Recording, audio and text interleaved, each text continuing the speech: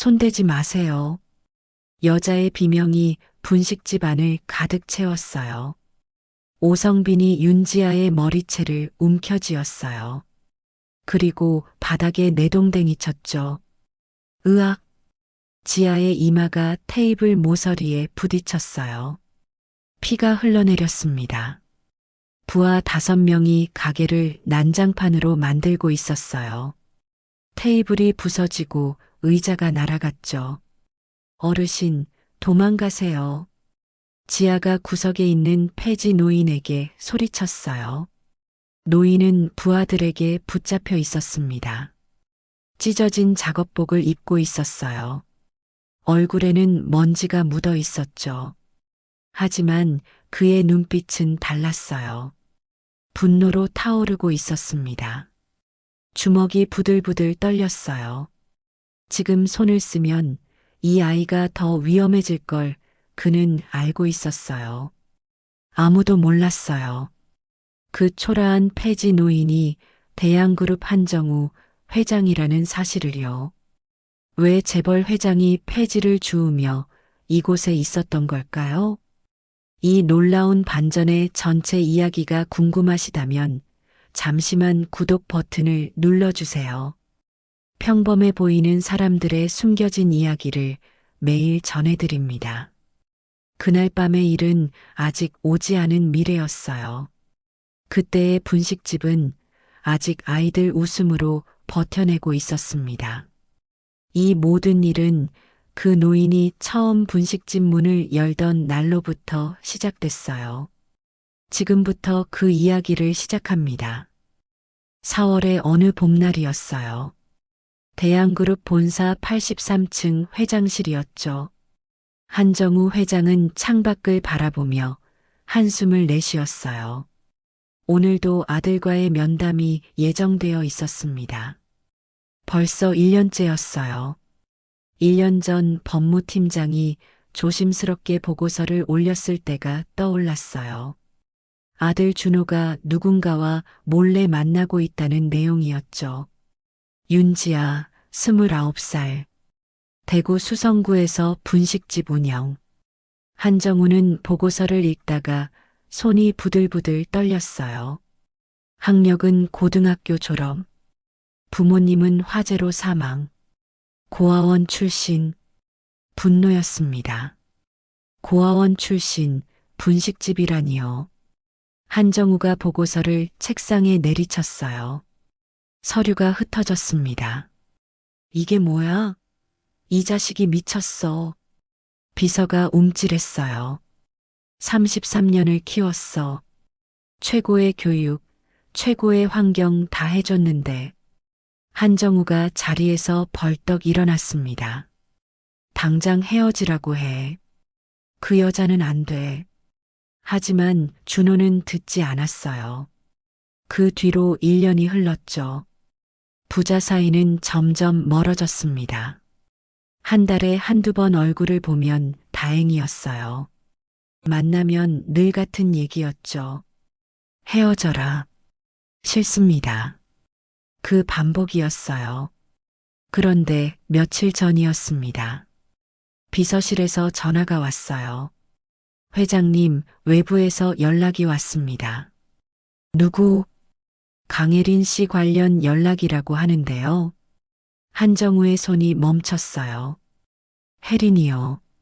35년 동안 가슴 깊이 묻어둔 이름이었습니다. 연결해. 목소리가 살짝 떨렸어요. 잠시 후 낯선 여자 목소리가 들렸습니다. 한정우 씨 되시죠? 네. 누구십니까? 저는 박미정이라고 합니다. 혜린이 친구예요. 한정우는 수화기를 꽉 쥐었어요. 혜린이가 무슨 일입니까? 잠시 침묵이 흘렀어요. 그리고 미정의 말이 떨어졌습니다. 며칠 전에 세상을 떠났습니다. 폐암이었어요. 한정우의 눈앞이 하얘졌어요. 손이 떨렸습니다. 장례식장에 와주실 수 있으세요? 어디입니까? 대구 동구의 작은 병원입니다. 오늘 바로 가겠습니다. 전화가 끊겼어요. 한정우는 오래 앉아 있었습니다. 혜린이가 죽었다니요. 35년 동안 다시 볼 용기가 없어서 피해왔는데요. 이제 영원히 볼 수 없게 되었습니다. 혜린아, 미안해. 한정우가 중얼거렸어요. 나는 평생 비겁했어. 처음으로 스스로를 비겁하다고 인정했습니다. 그는 코트를 집어들었어요. 오늘 35년 만에 혜린을 만나러 갑니다. 마지막으로요. 장례식장은 조용했어요. 대구 동구의 작은 병원 지하였습니다. 한정우가 천천히 안으로 들어갔어요. 영정사진 속 혜린은 은은하게 웃고 있었습니다. 주름은 늘었지만 그 맑은 눈은 그대로였어요. 전화드렸던 미정이에요. 중년 여자가 다가왔습니다. 고맙습니다. 한정우가 고개를 숙였어요.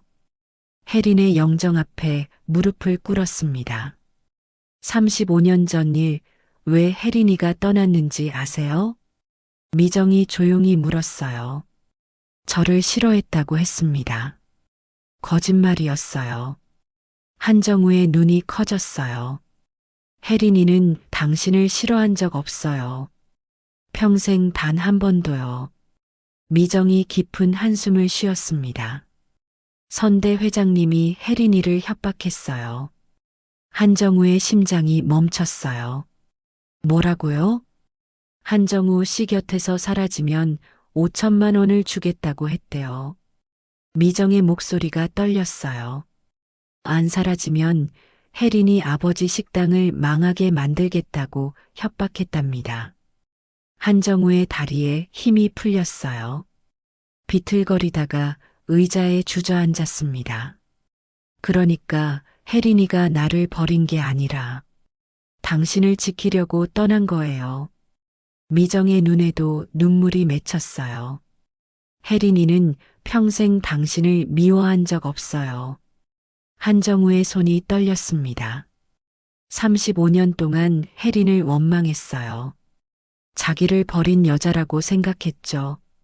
그런데 진실은 이거였습니다. 혜린이가 마지막으로 남긴 편지예요. 미정이 봉투 하나를 건넸어요. 한정우는 떨리는 손으로 편지를 펼쳤습니다. 정우 씨께 이 편지를 읽는다는 건 제가 더 이상 이 세상에 없다는 뜻이겠지요. 한정우의 눈에서 눈물이 흘러내렸어요. 35년 전 그날 제가 한 말들 모두 진심이 아니었습니다. 저는 당신을 떠나고 싶지 않았어요. 하지만 선택지가 없었습니다. 당신 아버님이 제게 선택을 강요했어요. 떠나지 않으면 모든 걸 잃는다고요. 그래서 가장 잔인한 방식으로 당신을 밀어냈습니다. 한정우가 울음을 삼켰어요. 하지만 한 가지는 기억해 주세요. 당신은 누구에게도 버려질 사람이 아니었다는 것. 혹시 언젠가 비슷한 상황을 마주하게 된다면 한정우의 손이 멈췄습니다. 당신은 꼭 누군가의 사랑을 지켜주는 사람이 되었으면 좋겠어요. 제가 지키지 못했던 것을 당신은 지킬 수 있기를 바랍니다. 편지가 끝났어요. 한정우는 한참을 울었습니다. 장례식장을 나온 한정우는 차 안에 앉아 있었어요. 혜린의 편지를 몇 번이고 다시 읽었습니다. 누군가의 사랑을 지켜주는 사람이 되었으면 좋겠어요. 그 구절 앞에서 멈췄어요. 며칠 전까지만 해도 확신에 차 있었습니다. 저 여자는 안 돼. 절대로. 하지만 지금은 달랐어요.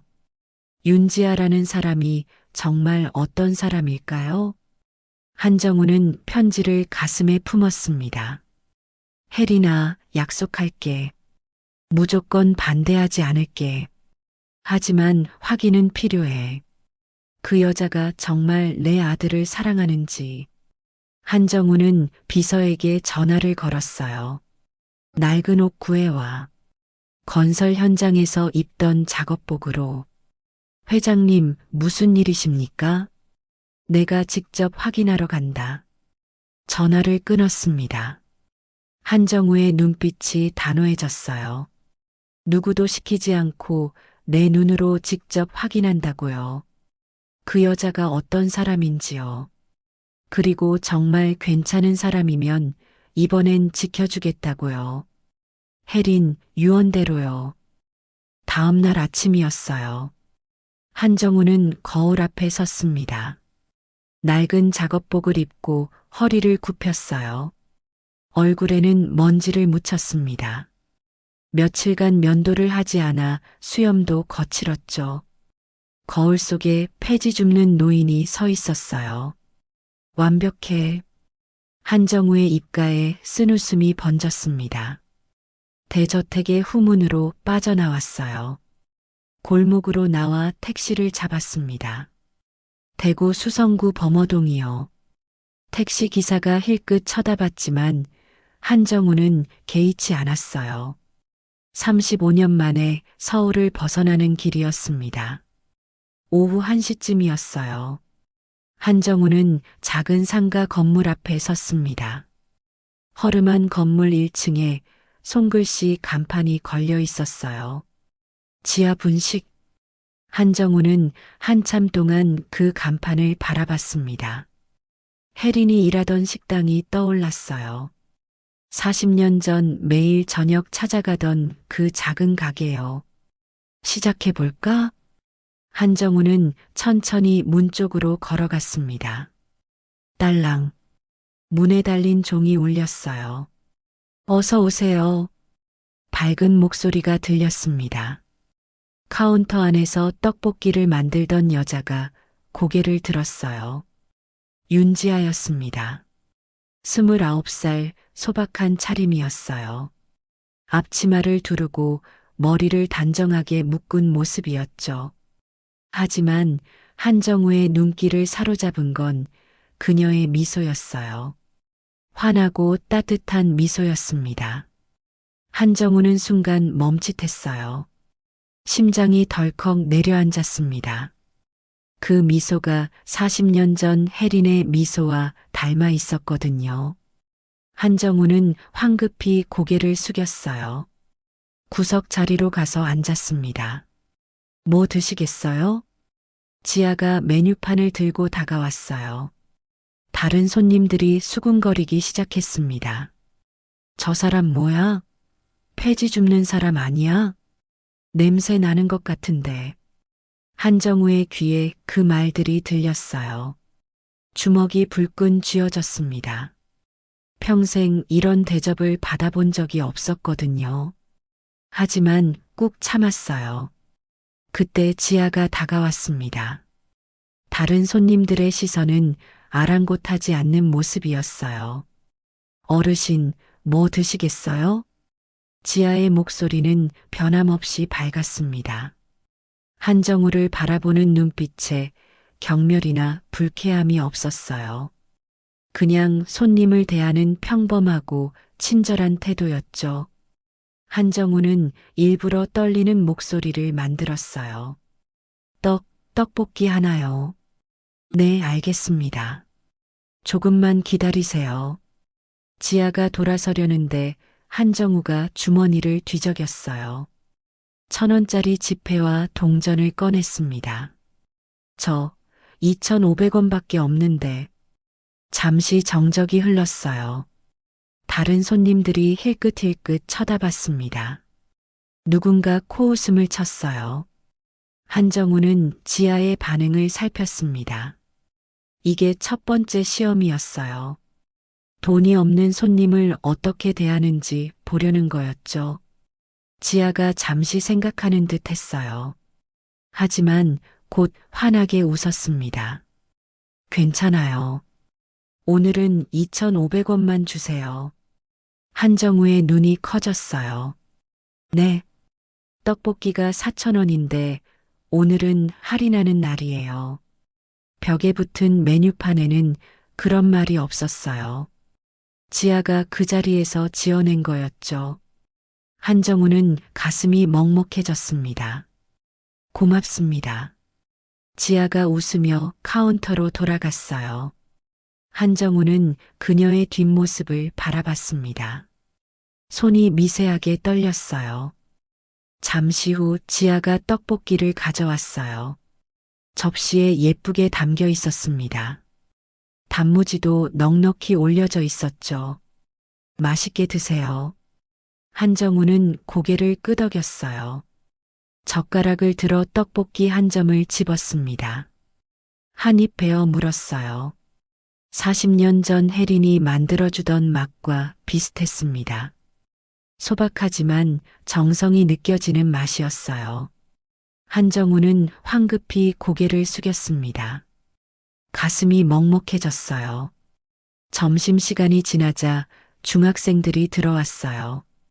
교복을 입은 아이들이었습니다. 9명이었죠. 지아 누나 왔어요.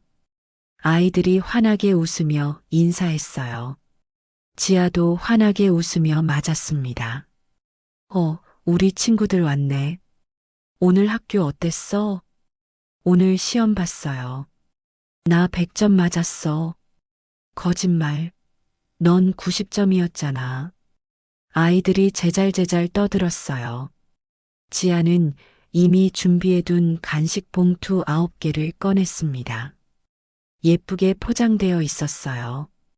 자, 오늘도 맛있게 먹어. 지아가 한 명 한 명에게 봉투를 나눠줬어요. 아이들이 고개를 숙이며 인사했습니다. 감사합니다, 누나. 한정우는 그 모습을 지켜보며 궁금해졌어요. 옆 테이블 할머니에게 조심스럽게 물었습니다. 저 아이들은 누구예요? 할머니가 대답했어요. 인근 중학교 아이들이에요. 저소득층 가정이라 제대로 밥을 못 먹는 애들이래요. 사장님이 3년째 저 아이들한테 간식을 줘요. 한정우의 눈이 커졌습니다. 3년이요? 네. 주 5일 하루도 안 빠지고요. 할머니가 웃으며 말했어요. 한정우는 빠르게 계산했습니다. 주 5일 3년이면 780일이 넘었어요. 통장에 67만 원밖에 없으면서 말이죠. 아이들이 간식을 받아들고 나가려는데요. 맨 뒤에 있던 남자아이가 비틀거렸어요. 얼굴이 창백했습니다. 재훈아, 재훈아. 다른 아이가 소리쳤어요. 재훈이라는 아이가 그대로 쓰러졌습니다. 쿵. 간식 봉투가 바닥에 떨어졌어요. 재훈아. 지아가 앞치마를 벗어던지며 달려갔어요. 아이를 안아들었습니다.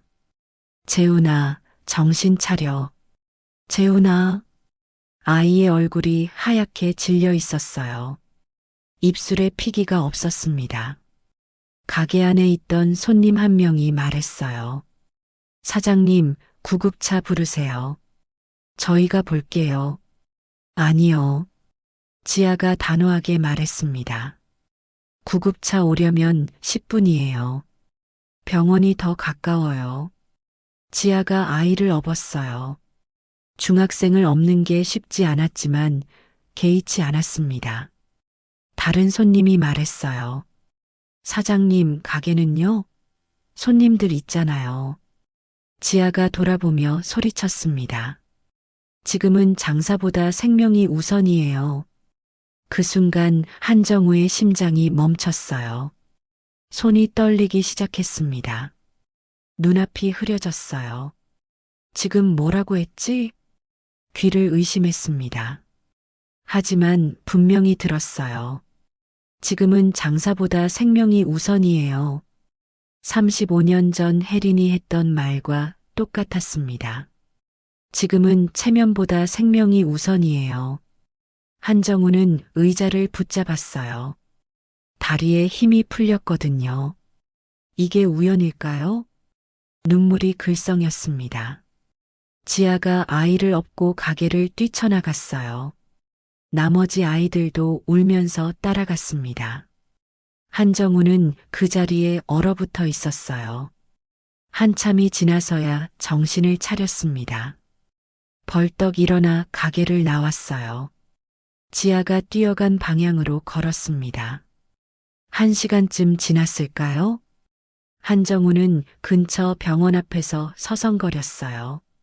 잠시 후 지아가 병원에서 나왔습니다. 아이들도 함께였어요. 재훈도 걸어 나왔습니다. 얼굴에 피기가 돌아와 있었어요. 누나, 재훈이 괜찮대요? 응. 저혈당이었대.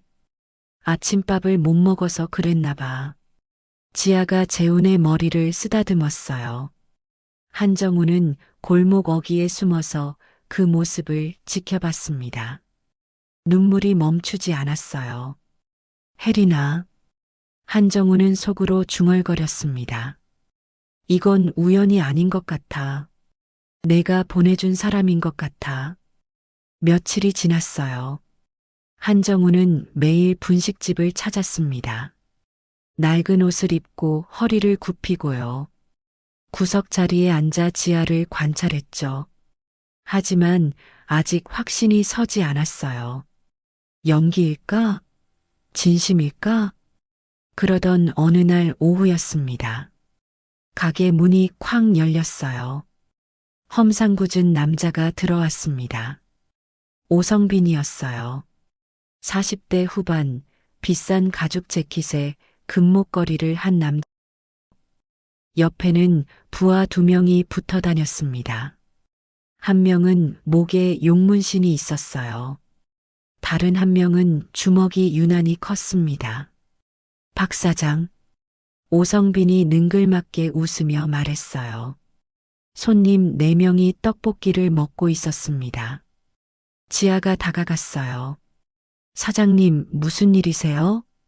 월세 말이야. 오성빈이 일부러 큰 소리로 말했습니다. 손님들이 다 들으라는 듯이요. 4개월 밀렸지? 350만 원. 지아의 얼굴이 빨개졌어요. 손님들이 힐끗 쳐다봤습니다. 사장님, 여기서 그런 말씀은. 뭐, 사실이잖아. 오성빈이 손님들을 둘러봤어요. 여러분, 여기 사장 월세 4개월 밀렸대요. 이런 데서 떡볶이 드셔도 되겠어요? 손님들의 표정이 불편해졌습니다.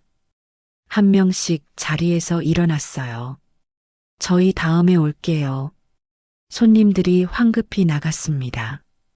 부하가 문을 열어주며 능글맞게 웃었어요. 이제 가게 안에는 지아와 오성빈, 부하 2명만 남았습니다. 그리고 구석에 한정우가 있었죠. 오성빈이 지아에게 바짝 다가갔어요. 월세를 못 내면 알아서 나가야지. 왜 버텨? 사장님, 저는 장사해서 당당히 갚을 거예요. 장사? 오성빈이 비웃었습니다. 고아원 출신이 뭘 안다고 사업을 해. 지아의 얼굴이 창백해졌어요. 부모도 없이 자란 주제에. 오성빈의 말에 지아의 눈에 눈물이 맺혔습니다. 한정우는 구석에서 주먹을 불끈 쥐었어요. 오성빈이 서류를 꺼냈습니다. 다음 주까지 돈 없으면 나가. 이미 새 세입자 대기 중이야. 사장님, 제발 일주일만 더 주세요. 지아가 애원했어요. 여긴 제가 절대 못 나가요. 여기는. 지아의 목소리가 떨렸습니다. 여기는 저희 부모님의 마지막 추억이 있는 곳이에요.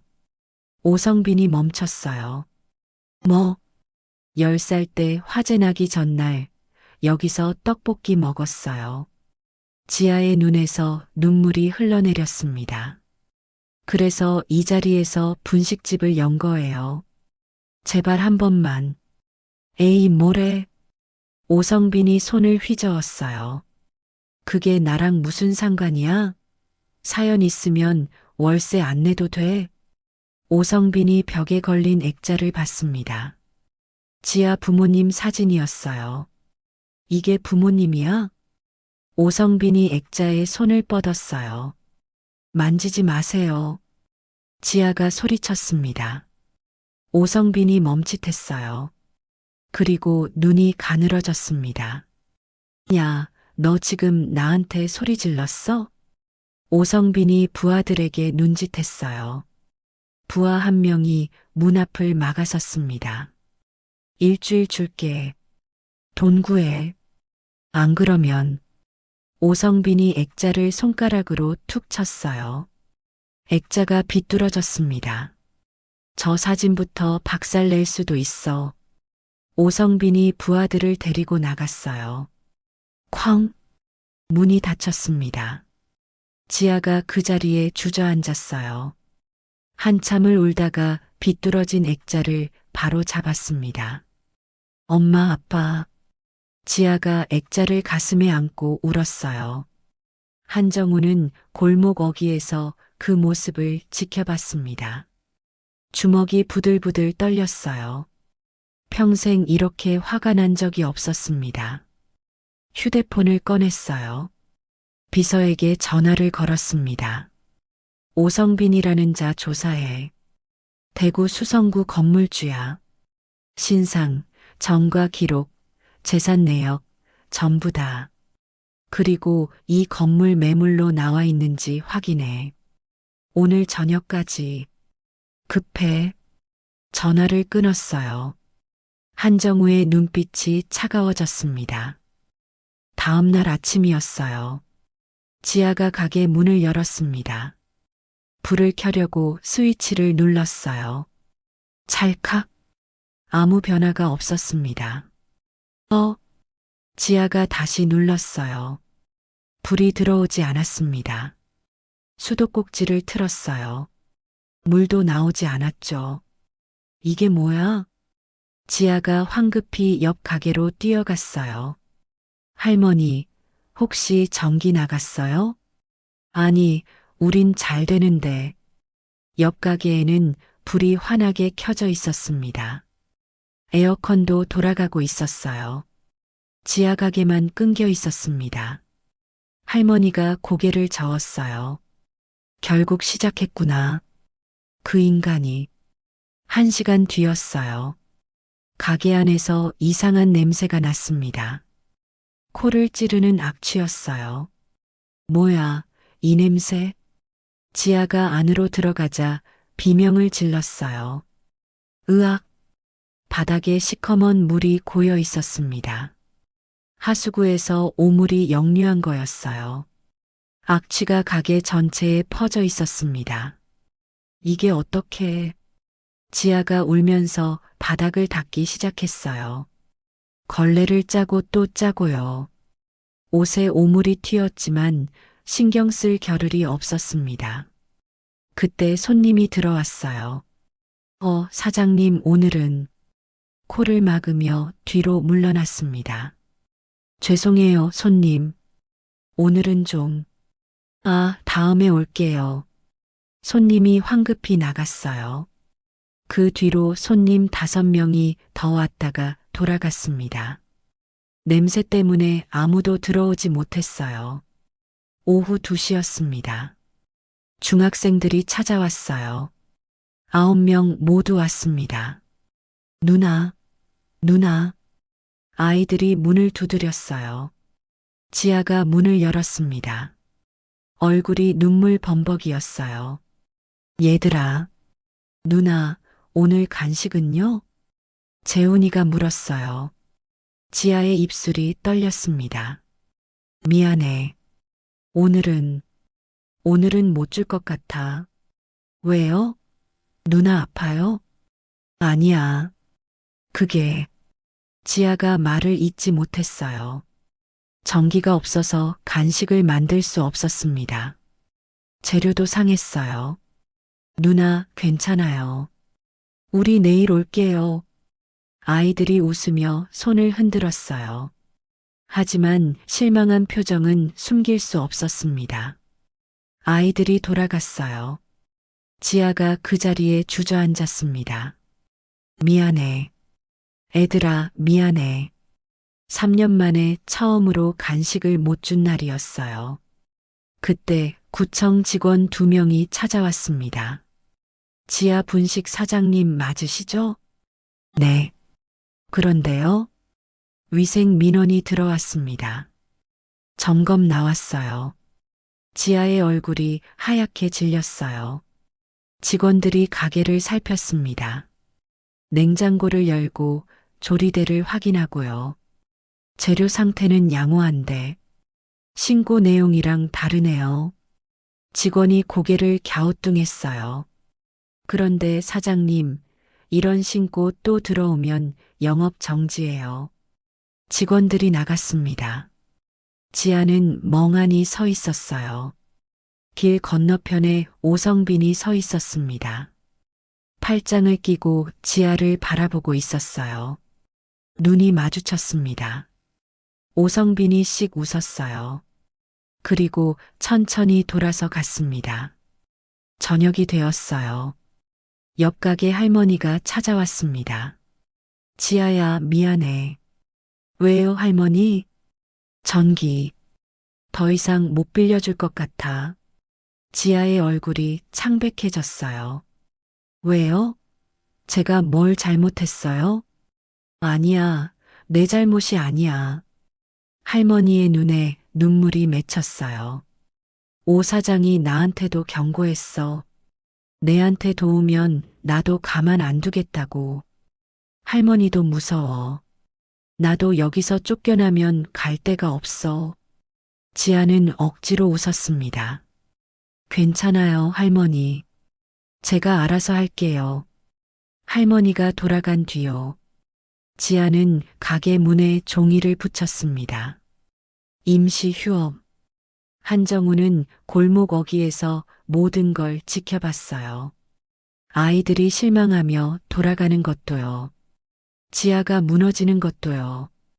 휴대폰이 울렸습니다. 비서였어요. 회장님, 조사 완료했습니다. 말해봐. 오성빈, 전과 3범. 폭행, 협박, 성추행 전력 있습니다. 건물은 40억의 매물로 나와 있습니다. 한정우의 눈이 가늘어졌어요. 35억의 제안에. 오늘 밤 안으로 계약 끝내. 회장님, 시세보다 낮은데. 저놈이 돈에 급하니까 받을 거야. 바로 진행해. 그리고 법무팀 전원 대기시켜. 내일 아침부터 전쟁이야. 전화를 끊었습니다. 한정우의 주먹이 부들부들 떨렸어요. 조금만 기다려라, 윤지아 씨. 한정우가 중얼거렸습니다. 내일이면 저 자식 인생이 끝난다. 그날 밤 자정이었어요. 오성빈의 휴대폰이 울렸습니다. 여보세요? 오성빈 씨 되십니까? 낯선 남자 목소리였어요. 그런데 누구? 대양그룹 법무팀입니다. 오성빈이 벌떡 일어났어요. 대양그룹? 그 대양그룹? 네. 건물 매입건으로 연락드렸습니다. 35억에 매입 의사 있습니다. 지금 바로 계약 가능합니다.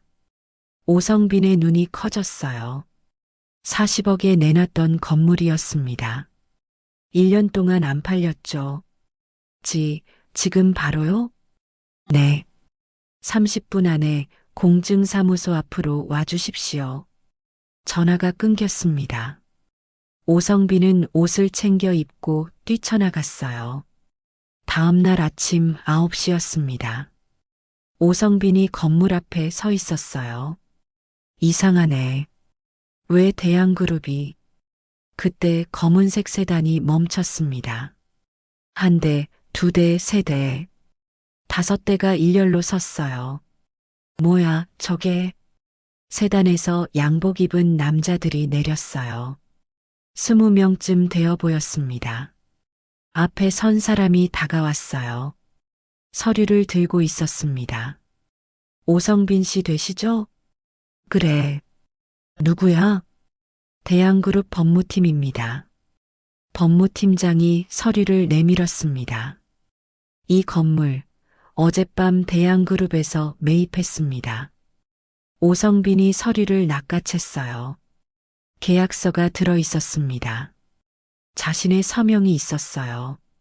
그래, 나 35억 받은 거 맞는데.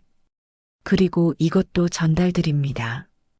법무팀장이 두툼한 서류를 건네서요. 이건 뭐야? 민사소송장입니다. 법무팀장이 차분하게 읽었어요. 세입자 12명에 대한 불법 퇴거, 협박, 재물 손괴. 2층 네일샵 김 사장 성추행 및 강요. 3층 영어학원 원장 부당 퇴거. 오성빈의 얼굴이 하얗게 변했어요. 그리고 어제 윤지아 씨 협박, 전기수도 차단. 법무팀장이 또 다른 서류를 내밀었어요. 이건 형사 고소장입니다. 오늘 오전에 접수 완료했습니다. 뭐라고? 오성빈의 손이 떨렸습니다. 그리고 이것도요. 세무조사 통보서입니다. 세금 탈루 8억 원, 대출 사기 12억 원. 오성빈의 다리가 휘청거렸어요. 그때 롤스로이스가 천천히 다가왔습니다. 운전기사가 문을 열었어요. 감색 정장 남자가 내렸습니다. 은색 넥타이를 맨 노인이었어요. 70대였지만 눈빛이 날카로웠습니다. 오성빈의 얼굴이 창백해졌어요. 어디서 많이 본 것 같은데. 며칠 전에 봤잖아. 한정우가 차갑게 말했어요. 내가 폐지 노인 때렸을 때 말이야. 오성빈의 눈이 커졌어요. 설마 그 거지 노인이? 거지 아니야. 한정우가 한 걸음 다가섰습니다. 대양그룹 회장이지. 구두 소리가 또각또각 울렸어요. 오성빈이 뒤로 물러섰습니다. 벽에 등이 닿았어요. 내가 며칠 동안 다 봤어. 한정우의 목소리가 낮아졌습니다. 내가 한 짓 전부. 전기 끊고, 물 끊고, 하수구 막고, 그리고 여자 머리채 잡고, 바닥에 내동댕이 친 것도. 오성빈이 바닥에 주저앉았어요. 회장님, 제발. CCTV 영상 전부 확보했어. 한정우가 오성빈의 멱살을 잡았습니다. 70대 노인이라고 믿기지 않는 힘이었어요. 폭행, 협박, 재물 손괴, 강요죄, 세금 탈루, 대출 사기까지 합치면 한정우가 코웃음을 쳤습니다. 징역 10년은 가볍게 나오겠더라. 그때 사람들이 나타났어요. 네일샵 김 사장이었습니다. 영어학원 원장, PC방 사장도 있었어요. 오성빈에게 쫓겨난 사람들이었습니다. 너희들이 왜? 김 사장이 차갑게 말했어요. 10년 가게에서 쫓겨나고 우울증 약 먹고 살아요. 영어학원 원장이 나왔습니다. 권리금 한 푼도 못 받고 쫓겨났어요. PC방 사장도 말했어요. 갈비뼈 2대 부러졌어요. 한정우가 피해자들을 바라봤습니다. 고소 취하 여부는 여러분이 결정하세요. 김 사장이 고개를 저었어요. 저는 취하 안 해요. 저도요. 저도 안 합니다. 피해자들이 하나씩 대답했어요. 오성빈이 바닥에서 울부짖었습니다. 제발. 한정우가 오성빈을 밀쳤어요. 꺼져. 다시는 이 동네에 얼씬도 하지 마. 오성빈이 비틀거리며 도망쳤습니다. 한정우가 분식집 안으로 들어갔습니다. 지아가 멍하니 서 있었어요. 회장님이, 그 어르신이. 지아의 눈에서 눈물이 흘러내렸습니다. 한정우가 과일 바구니를 내려놓았어요. 먼저 사과하고 싶습니다. 한정우가 허리를 깊이 숙였어요.